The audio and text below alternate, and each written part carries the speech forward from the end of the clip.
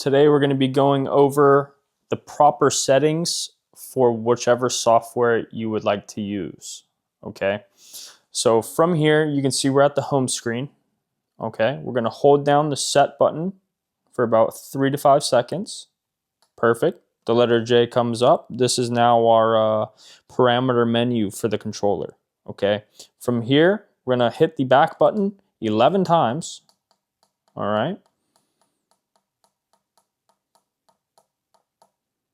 This is going to take us to the C-SL screen. Okay, it's currently set into RTU mode, which is set up for the Roastmaster Primo software.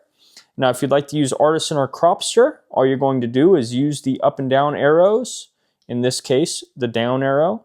Set it to ASCII, ASCII, press set, and now you're set up for Artisan or Cropster connection. Okay, if you want to go back to RTU, all you do is hit the up arrow, click set, and now you're set up for Roastmaster Primo software.